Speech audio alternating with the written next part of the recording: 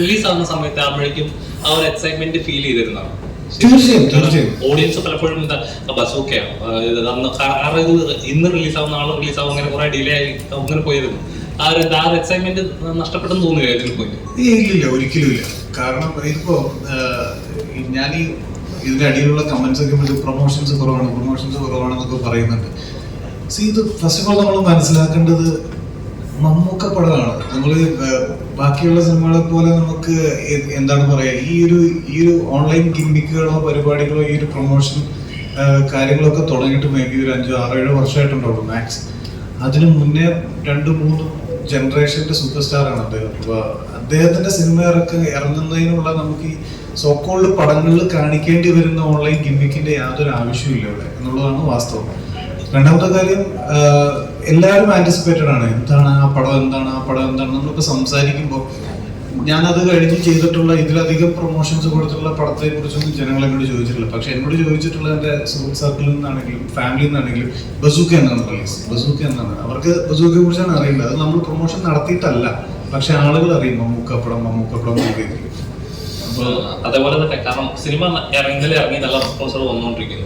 പക്ഷെ ഒരു സൈഡിൽ നിന്ന് ഒരു നെഗറ്റീവ് റിവ്യൂസും അശ്വന്ത് റിവ്യൂ ഇന്നലെ ഇറങ്ങിയായിരുന്നു. അപ്പം താങ്കൾക്കെതിരെ ഇപ്പൊ എനിക്ക് തോന്നുന്നു കുറച്ചുകൂടെ പേഴ്സണൽ റിവെഞ്ച് പോലെ എനിക്ക് തോന്നി. കാരണം കടയിൽ ഇറങ്ങിയ സമയത്ത് താങ്കളെ വിമർശിച്ചുകൊണ്ട് താങ്കളുടെ പടങ്ങൾ മാത്രം ടാർഗറ്റ് ചെയ്ത് താങ്കളെ വിമർശിച്ചുകൊണ്ടൊരു റിവ്യൂ പറഞ്ഞിട്ടുണ്ടായിരുന്നു. എനിക്ക് അങ്ങനെ തോന്നിയോ? ഞാൻ റിവ്യൂ കണ്ടിരുന്നു. പക്ഷെ ഇത് പുള്ളി റിവ്യൂ ചെയ്യുന്നുണ്ടെങ്കിൽ പുള്ളിക്ക് അതിൻ്റെതായിട്ടുള്ള സ്വാതന്ത്ര്യം ഉണ്ട് ഇവിടെ എന്നുള്ളതാണ് എനിക്ക് മനസ്സിലാവുന്നത്. അങ്ങനെ ആക്ച്വലി ചെയ്യാം.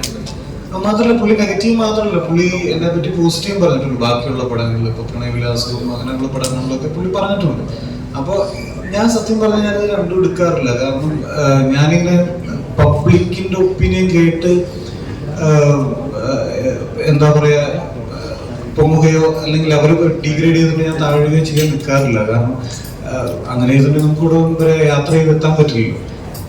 ആളുകൾ എന്ത് പറയും എന്ന് ആലോചിച്ചിട്ടുണ്ടെങ്കിൽ എനിക്ക് തോന്നുന്നില്ല. കാരണം ഇപ്പൊ ഒരു റിവ്യൂ കേട്ട് നമ്മള് സിനിമയ്ക്ക് പോകാതിരിക്കുന്നതാണ് എപ്പോഴും നല്ലത്. പോകാൻ ആഗ്രഹിക്കുന്നുണ്ടല്ലോ. അങ്ങനെയാണെങ്കിൽ ഒരുപാട് കാര്യങ്ങൾ മിസ്സാവുകയും ഒരുപാട് കാര്യങ്ങൾ നമ്മുടെ ആന്റിസിപ്പേഷൻ കൂടുകയും ചെയ്യും. അപ്പോൾ ഒരിക്കലും ഒരു റിവ്യൂ കേൾക്കാതെ നിങ്ങൾ തന്നെ പോയി പടങ്ങൾ കാണുക.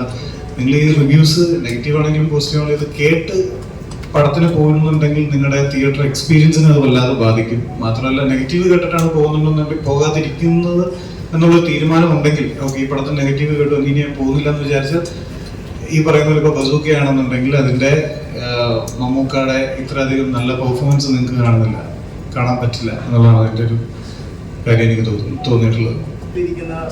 ഒരാളോട് വെറുതെ ഈ കഥയൊക്കെ പറയുകയാണ് എന്നുള്ള രീതിയിൽ ഒരു സംഭവം പറയുന്നത്. ശരിക്കും സിനിമ കണ്ടവർക്ക് അറിയാം എന്തുകൊണ്ടാണ് ഹക്കിമത്തിന്റെ കഥാപാത്രത്തിനോട് മമ്മൂക്ക അങ്ങനെ ആ ഒരു കഥ എല്ലാവർക്കും മനസ്സിലാവും. പക്ഷെ ഈ അശ്വന്ത് റിവ്യൂ പറയുന്നത് എന്തിനോ വേണ്ടി പറയുന്നു എന്നുള്ളത്. അപ്പൊ എനിക്ക് തോന്നിയത് ഒന്നെങ്കിൽ പുള്ളി സിനിമ കണ്ടിട്ടില്ല, ആരോ പുള്ളിക്ക് അത് ടെക്സ്റ്റ് ചെയ്യുകയോ അല്ലെങ്കിൽ കണ്ടവരാരെങ്കിലും പറഞ്ഞു കൊടുക്കുകയോ ആരാണ് സാധ്യത, അല്ലെങ്കിൽ പുള്ളിക്ക് ആ പോർഷൻ മനസ്സിലായത്. പക്ഷെ മനസ്സിലാകാൻ അങ്ങനെ വഴിയില്ല. കാരണം അത്രയും ഒരു മുതിർന്ന ഒരാൾക്ക് അത് കണക്ട് ആയിട്ടെന്ന് പറയുമ്പോൾ എന്തോ ഒരു മിസ്റ്റേക്ക് തോന്നി. ഏകദേശം ആ 4.29 സെക്കൻഡ് ആ വരുന്നത് ഞാൻ പ്രത്യേകിച്ച് അത് ശ്രദ്ധിച്ചു. പിന്നെ റിപ്പീറ്റ് ഞാൻ കേട്ട കുഴപ്പമാണെന്ന് പറയുന്നത് റിപ്പീറ്റ് ചെയ്തപ്പോഴും പുള്ളി അതിനകത്ത് പറയുന്നത് വെറുതെ ഒരു യാത്രക്കാരനോട് കുറെ കഥകൾ പറയുന്നു എന്നാണ്.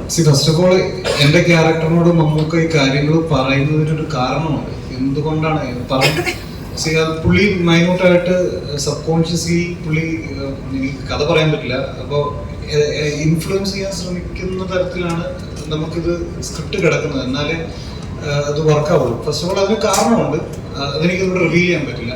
രണ്ടാമത്തെ കാര്യം എന്ന് പറഞ്ഞിട്ടുണ്ടെങ്കിൽ സിനിമയിൽ നമ്മൾ ലോജിക്ക് നോക്കരുത് എന്നുള്ളതാണ്.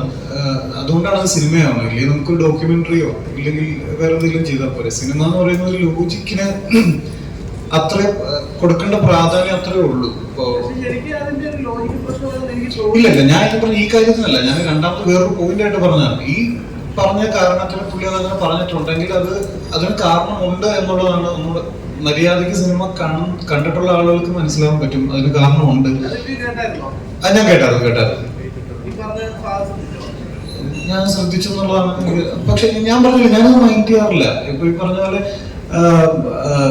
വേറൊരു കാര്യം എന്തോ ബ്രോ എന്ന് വിളിക്കുന്ന അങ്ങനത്തൊക്കെയോ പറയുന്നത് കേട്ടു. പക്ഷെ ഞാൻ ബ്രോന്ന് വിളിക്കാറുണ്ട്. അപ്പൊ എനിക്ക് അതില് അരോചകം തോന്നിയില്ല. രണ്ടാമത്തെ വേറൊരു കാര്യം എന്ന് പറഞ്ഞിട്ടുണ്ടെങ്കിൽ ഈ ക്യാരക്ടർ അങ്ങനെയാണ്, ഇയാൾ ഇറിറ്റേറ്റിംഗ് ആണ്.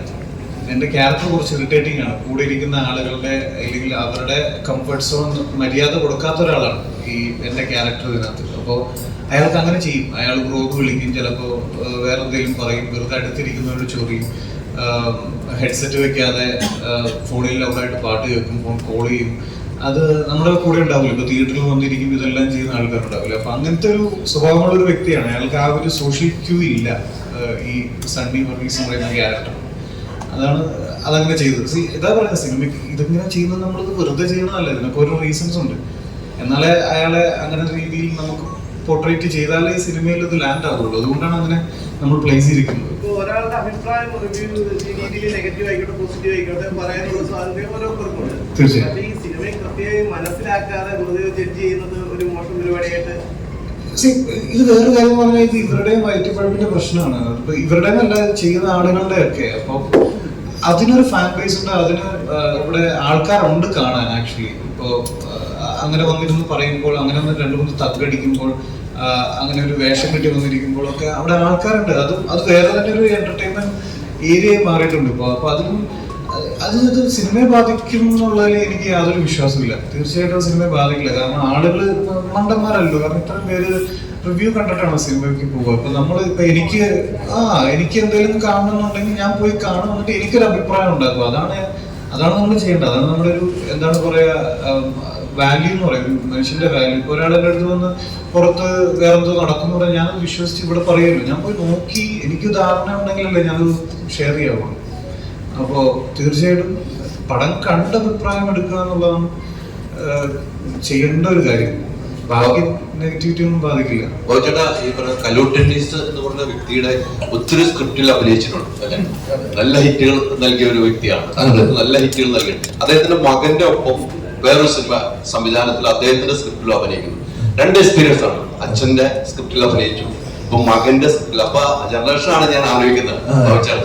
ആ എക്സ്പീരിയൻസ് അച്ഛന്റെ കൂടെ അഭിനയിച്ചപ്പോഴും മകന്റെ കൂടെ അഭിനയിച്ചപ്പോഴും, അച്ഛന്റെ സ്ക്രിപ്റ്റ് മകന്റെ സ്ക്രിപ്റ്റും ഡയറക്ടറും എങ്ങനെയായിരുന്നു എക്സ്പീരിയൻസ്? അത് അച്ഛനോട് അഭിനയിച്ചിട്ട് ഏറ്റവും കൂടുതൽ പൂർണ്ണ പ്രദർശനം സിനിമയാണ്. ഭയങ്കരമായിട്ട് എപ്പോഴും ആൾക്കാരെ മനസ്സിലാക്കേണ്ടിരിക്കുന്നത്. അത് ഒരുപാട് സിനിമകൾ, കമ്പോളം, പല സിനിമകളുണ്ട്.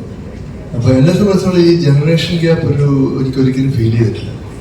കാരണം നമ്മൾ ഒരുപാട് ട്രാവൽ ചെയ്യും, ഒരുപാട് ആൾക്കാരോട് സംസാരിക്കും, ഒരുപാട് ആൾക്കാരോട് ഇന്ററാക്ട് ചെയ്യും. പിന്നെ നമ്മൾ ലോകം കണ്ടു തന്നെ ഇരിക്കുകയാണ്.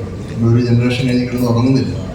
അപ്പൊ ഇത് കണ്ട് നമ്മൾ വീണ്ടും മനസ്സിലാക്കി പുതിയ ജനറേഷനാണ്, പഴയ ജനറേഷനാണെങ്കിലും ഏത് ജനറേഷനാണെങ്കിലും എനിക്ക് തോന്നുന്നത് മനുഷ്യന്റെ സൈക്കോളജി എന്ന് പറയുന്നത് അവൻ എപ്പോഴും അവന്റെ മനസ്സിൽ സെന്റിമെന്റ്സും സ്നേഹവും വാത്സല്യവും വെറുപ്പും വിദ്വേഷവും ഒരുപാട് അസൂയയും എല്ലാ നല്ല ഗുണങ്ങളും മോശങ്ങളും ഉണ്ടാവും. അത് ഏത് തലമുറയിലും അതുണ്ടാവും. അല്ലെങ്കിൽ നമ്മളൊക്കെ ഒരു 10, 200, 300 വർഷം കഴിയുമ്പോൾ റോബോട്ടായി പോകും, without any feelings. I don't believe in generation gap. എനിക്കത് ഫീൽ ചെയ്യുന്നില്ല. ഒന്നാമതെ ഈ പിന്നെ ടീമും ഒക്കെ ആണെങ്കിലും, അതുപോലെ ഇപ്പോഴത്തെ പുതിയ തലമുറയിലെ പല ഡയറക്ടേഴ്സും തമിഴിലും തെലുങ്കിലും കന്നഡത്തിലും മലയാളത്തിലും ഒക്കെ നമ്മുടെ സിനിമ കണ്ട് വളർന്ന ആൾക്കാരാണ്. അപ്പൊ ആ ഒരു സ്നേഹം എപ്പോഴും ഉണ്ടാവും, ആ ഒരു റെസ്പെക്ട് ഉണ്ടാവും. അപ്പൊ ആ ഒരു ഡിസ്റ്റൻസ് ഒരിക്കലും ഫീൽ ചെയ്യുന്നില്ല. പിന്നെ ഇത് വലിയൊരു ഭാഗ്യമല്ലേ, അച്ഛൻ്റെ സ്ക്രിപ്റ്റിൽ അഭിനയിക്കുക, അല്ലെങ്കിൽ മകന്റെ സ്ക്രിപ്റ്റിൽ അഭിനയിക്കുക, അല്ലെങ്കിൽ ജിനുവിന്റെ മകന്റെ സ്ക്രിപ്റ്റിൽ അഭിനയിക്കാൻ പറ്റുമെന്ന് വിചാരിക്കട്ടെ. ബാബുചേട്ടൻ പറഞ്ഞാൽ നമുക്ക് മനസ്സിൽ വരുന്ന ഒരു ആക്ഷൻ ഫിഗറാണ്, ഒരു ആക്ഷൻ നായകൻ എന്ന ലെവലിൽ തന്നെയാണ്. അപ്പൊ ഇന്ന് മലയാള സിനിമയിൽ നടക്കുന്ന ഒരു ആക്ഷൻ പാറ്റേൺ ഉണ്ടല്ലോ. അപ്പൊ പ്രത്യേകിച്ച് മമ്മൂക്ക ചെയ്യുന്ന ഒരു പ്രത്യേക ഒരു സ്വാഗ് ഉണ്ട് ചെയ്യുന്നത്. ഈ സിനിമയിൽ പ്രത്യേകിച്ച് കൈയടി വീണ് ഒരുപാട് രംഗങ്ങളുണ്ട്. ചേട്ടന്റെ പെർസ്പെക്റ്റീവ് നോക്കുമ്പോൾ എങ്ങനെയുണ്ട് ആ ഒരു ആക്ഷൻ രംഗം, മമ്മൂക്ക എന്ന ആക്ഷൻ നോക്കുമ്പോൾ? വളരെ നന്നായിട്ടുണ്ട്. കാരണം മമ്മൂക്കയുടേതായ ഒരു സ്റ്റൈലുണ്ട്. ആ ഒരു സ്റ്റൈലിനകത്ത് ഓരോ ആർട്ടിസ്റ്റും അത് ചെയ്യുന്നതിന് ഒരു സ്റ്റൈലാണ്. ആ സ്റ്റൈൽ ആൾക്കാർക്ക് ഇഷ്ടപ്പെടുമ്പോഴാണ് ആ ആർട്ടിസ്റ്റിന്റെ ഒരു സക്സസ് എന്ന് പറയുന്നത്, അല്ലെങ്കിൽ കൈഡ് കിട്ടുന്നത്. നമുക്ക് വളരെ നന്നായിട്ട് ചെയ്തിട്ടുണ്ട് ആ ചെയ്ത സംഭവങ്ങളൊക്കെ.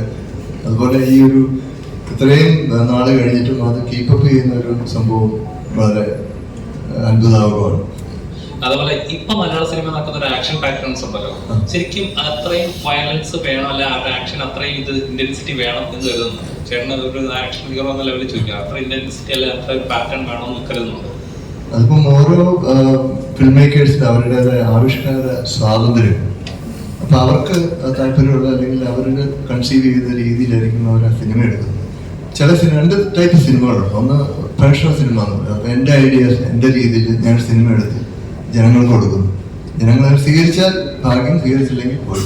അല്ലെങ്കിൽ ഞാൻ എൻ്റെ ഐഡിയാസ് എല്ലാം മാറ്റി വെച്ചിട്ട്, എൻ്റെ കോൺസെപ്റ്റ് എല്ലാം മാറ്റി വെച്ചിട്ട് ജനങ്ങൾക്ക് വേണ്ടി ഒരു സിനിമ എടുത്ത് പ്രസന്റ് ചെയ്തു. ഏറ്റവും സേഫ് അതാണ്, ജനങ്ങൾക്ക് വേണ്ടി ഒരു സിനിമ എടുക്കുന്നതാണ്. പിന്നെ ഈ വയലൻസിന്റെ കാര്യം പറയുന്നത്, ഇപ്പം നമുക്ക് ഒരു സിനിമ പുറത്തു വന്നു കഴിഞ്ഞാൽ അത് കൺട്രോൾ ചെയ്യാനുള്ള ബോഡീസ് ഉണ്ട്. അതായത് സെൻസർ, അതുപോലെ സെൻസറിന് മുകളിൽ വേറെ ബോഡീസ് ഒക്കെ ഉണ്ട്. അവർക്ക് ഡെഫിനറ്റ്ലി അതിനെ കൺട്രോൾ ചെയ്യാൻ പറ്റും. പിന്നെ ജനങ്ങൾക്കൊരു ചോയ്സ് ഉണ്ട്, ഈ സിനിമ ഞാൻ കാണണോ അല്ലെങ്കിൽ എൻ്റെ കുട്ടികളെ കാണിക്കണോ എന്നുള്ളൊരു ചോയ്സ് ഉണ്ട്. അതും ഓരോ റേറ്റിംഗ് ഉണ്ട്. പിന്നെ ഇപ്പോഴത്തെ ആക്ഷൻ എന്ന് പറഞ്ഞാൽ ഞാൻ പലതും കണ്ടിരിക്കുന്ന ഞാൻ വളരെ റഫായിട്ടുള്ള ആക്ഷൻ ആണ് എനിക്ക് ഏറ്റവും ഇഷ്ടം. അതായത് ഒരിടി കൊണ്ടിട്ട് ആൾക്കാർ പറന്നു പോയി, വേറെ ജീപ്പ് വീണ്, ജീപ്പ് മറിഞ്ഞ്, അങ്ങനെയൊക്കെയുള്ള കുറെ ഗിമിക്സുകൾ ഇപ്പോൾ വരുന്നുണ്ട്. അതുപോലെ ഒത്തിരി വയർ ടെക്നിക്സ്, വയർ ചാടി പൊങ്ങി, അതായത് നമ്മുടെ എന്താ പറയുന്നത്, ഗ്രാവിറ്റേഷൻ പുള്ളിനൊന്നും യാതൊരു വിലയും കൽപ്പിക്കാത്തൊരിതാണ്. എൻ്റെ സിനിമകൾ കണ്ടറിയാം, ചന്താക്കടലൊക്കെ ചെയ്ത് ഒരിടി കൊണ്ട് അവർ പുറത്ത് അല്ലെങ്കിൽ വീഴത്തുള്ളൂ, പറന്നു പോകുന്നൊരു പരിപാടി. അപ്പൊ അതെനിക്കൊരു ഇതായിട്ട് തോന്നിയിട്ടുണ്ട്. പിന്നെ സിനിമാറ്റിക് എക്സ്പീരിയൻസ്, ചില സിനിമകൾക്ക് അത് ആവശ്യമാണ്. ഇപ്പൊ റേലിനെ വെച്ചൊരു സിനിമ എടുക്കുകയാണെങ്കിൽ, അല്ലെങ്കിൽ അങ്ങനെ സൂപ്പർ നാച്ചുറൽ പവർ ഒക്കെ ആണെങ്കിൽ ഓക്കെ, തീർച്ചയായിട്ടും തീർച്ചയായിട്ടും. അത് ഞങ്ങൾ തമ്മിലൊരു എത്ര വർഷങ്ങൾക്ക് പുതിയ പോകുന്നതിന് തൊട്ടുള്ള ഒരു ബന്ധമാണ്. അന്നാണ് ഞാൻ ആദ്യം മമ്മൂക്കായി കാണുന്നത്. ആ ഒരു എന്താ പറയുന്ന സംഭവം എപ്പോഴും ഇങ്ങനെ മുന്നോട്ട് പോയിട്ടുണ്ട്.